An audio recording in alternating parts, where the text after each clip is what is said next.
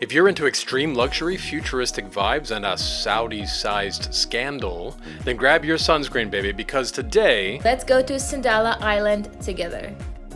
Because NEOM has finally launched its first ever project, and this time it's real footage, not just 3D renderings.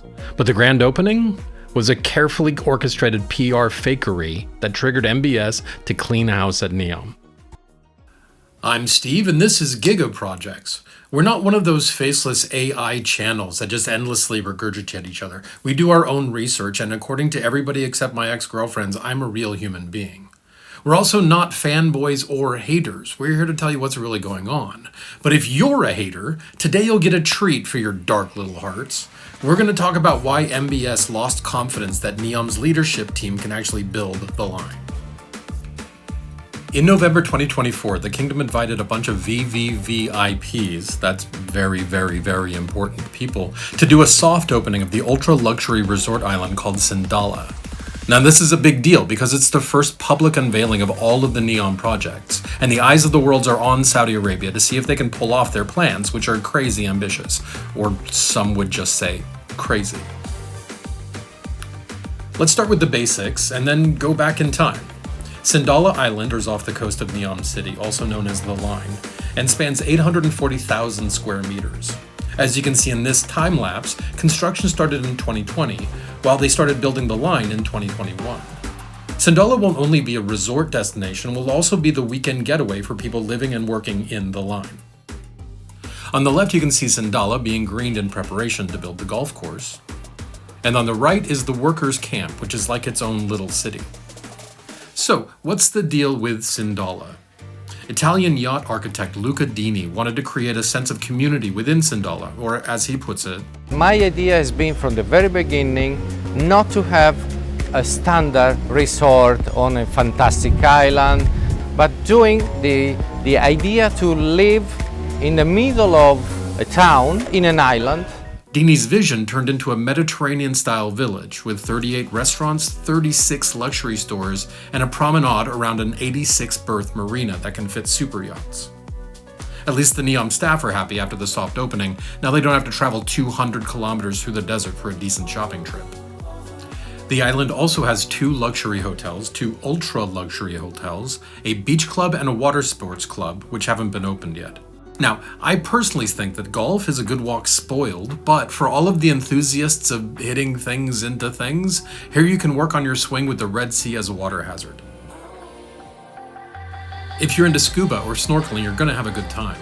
The waters around Sindalah are home to over 1,100 species of fish, 45 of which are unique to the area, along with more than 300 coral species, including some of the most climate-resilient corals in the world.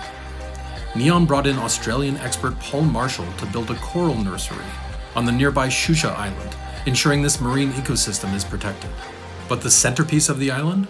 The Sindalah Yacht Club, with interiors designed by the luxury lifestyle badass Stefano Ricci. Now, Ricci might be a fashion designer by trade, but this man is a luxury mastermind. Think of him more as a modern-day Gucci, but for a clientele who dig yachts as much as they do bespoke suits. As Ricci himself put it, I entered into Sindalah Yacht Club for the proposal of His Royal Highness because I found that his project is 30 years ahead from the rest of the world. I had the opportunity of visiting Sindalah for the first time in 2019, and it was love at first sight.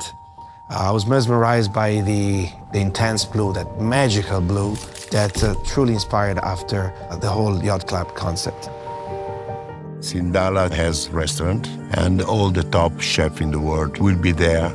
But with my selecting Enrico Bartolini, I feel very comfortable that we will not arrive second. That part about Enrico Bartolini is worth talking about. Ultra-luxury resorts often have Michelin star restaurants, but menus at beach resorts usually just have elevated beach fare. So Ricci brings in Enrico Bartolini, a 3 Michelin-starred chef heavyweight, proving that Sindalah isn't just another pretty island, it's aiming for the big leagues in fine dining. Just look at this, Bartolini's signature red prawns with lemon, pistachio, and wild strawberry foam. I want this in me. Before we get too excited, let's look at the practicalities of this. They brought in a 3-star chef to design the menu, but the restaurant will be run from Dubai by Panchali Mahendra, who is a one-star chef, while the day-to-day cooking will be overseen by Michele McGuzzi. And look, that whole issue of super high standards on the label, but the practical day-to-day being less glamorous, that's kind of the problem of the whole island, and maybe of NEOM itself. Listen, I've worked on a lot of creative projects where the initial proposals got watered down along the way, usually for reasons of fiduciary responsibility, or basic good taste, or dear God, Steve, the studio would never allow that. But this is MBS we're talking about. The guy doesn't like to be told no. And when he gets involved, things usually get more intense, not watered down. And over the years, we see his architectural vision evolve from futuristic, iridescent mirror facades like the concert hall Mariah in Al-Ula, into his own personal design language, like in Qiddiya, where over several iterations the MBS Stadium and Performing Arts Center morphed into something straight out of Tron. Like, this thing is about to start walking and shooting lasers and saying, "Take me to your leader," and then we have to say that our leader is Elon Musk, and everything gets ugly real quick. The Sheybarah resort, which looks more like a spaceport for flying saucers than a luxury hotel, might be MBS's most striking creation. If you look at the early designs by Killa Design, they were pretty standard resort-style buildings. And then MBF steps in and bam! Suddenly you've got these shimmering mirror domes floating on the water like the impound yard for Area 51. Opened at the same time as Sindalah, Sheybarah has exploded on TikTok with 70 million views, setting a new high watermark for what an influencer-based brand campaign can achieve. Meanwhile, right next door, the Nujuma and the St. Regis barely broke 10 million views. Let that sink in. MBS, the architect of the future, clearly has some ability to tap into our collective psyche, presenting a vision of the future that people are dreaming about, aspiring to worldwide. Now, compare that to Sindalah. Let's be honest, it feels average. Sure, it was one of the first Vision 2030 projects, but after 4 years, the results look like something you could find anywhere in the world. On TikTok, it barely made a ripple with 8 million views, and the vids are all renders, not real-life footage. So how did a project with such time and resources end up so underwhelming?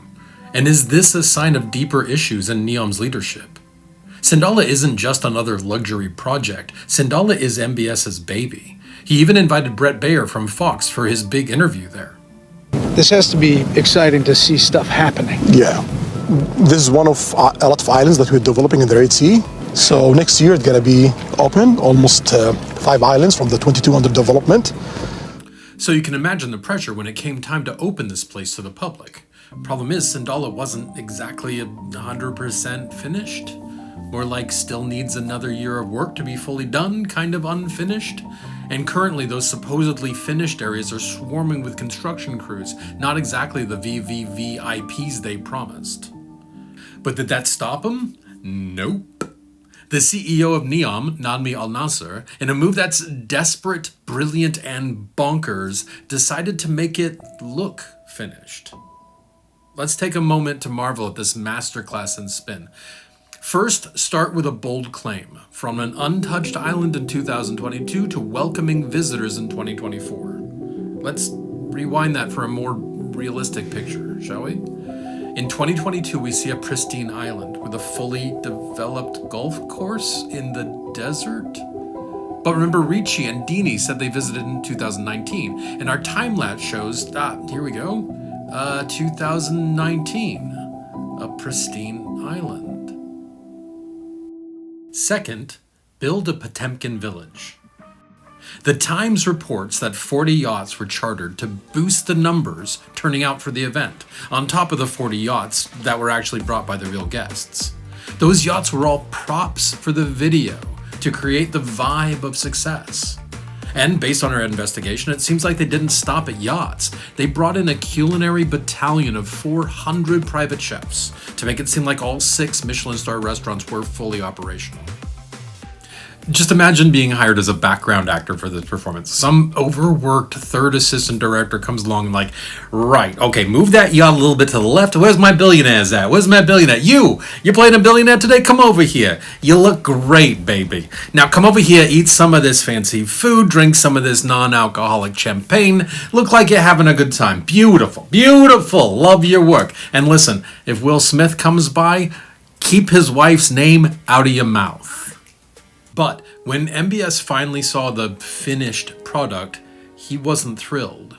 4 sources have told the Times that he thought the whole thing was merely average for the amount of money poured into it.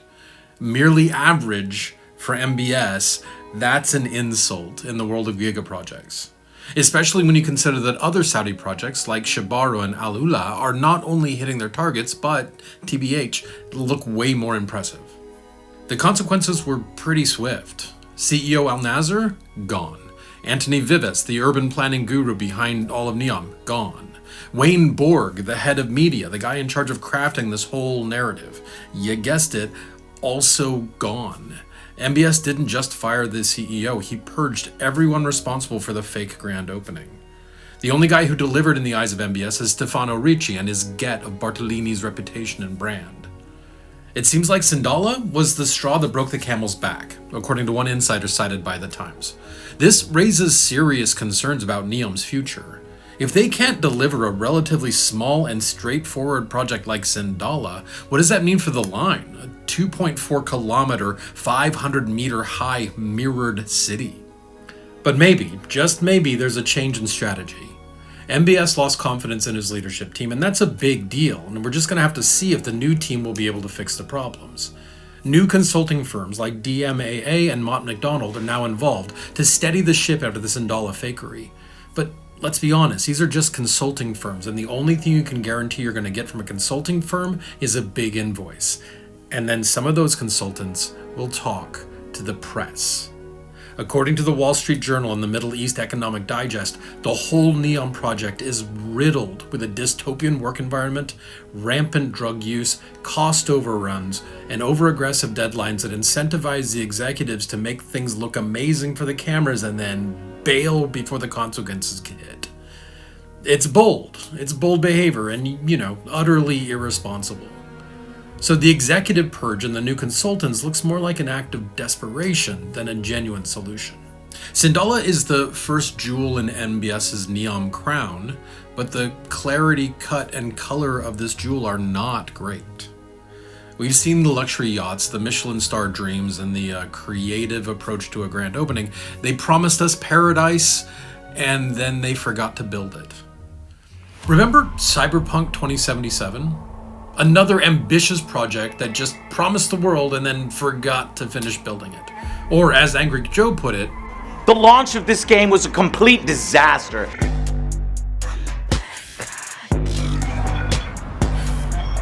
Duh. Well, it wasn't it already. So much so that the damn game became a living meme online. If I need your body, I'll fucking... Now, 4 years later, Cyberpunk is a different story. Those devs kept working on it and turned that meme-making mess into a great game. So, can Sindalah have a Cyberpunk-style comeback? I mean, they've got the island, they've got the money, they just need to, build the rest of it. Or maybe they just hired the Cyberpunk devs, give them 2 years, and maybe they'll surprise us all. But the point is, like Cyberpunk, Sindalah could bounce back in maybe 2 years, but the current sitch rings some pretty big alarms. It was supposed to be the proof of concept of NEOM, a glimpse at the wonders to come. Instead, it's raised more questions than answers. And if they can't get this relatively small project right, what about The Line, a project of unprecedented scale and complexity? What do you think? Is Sindalah just a hiccup, or is this a sign of really bad things to come? Tell us what you think in the comments. Please like and subscribe. And again, as always, I'm Steve, this is Gigaprojects, and we'll see you next time.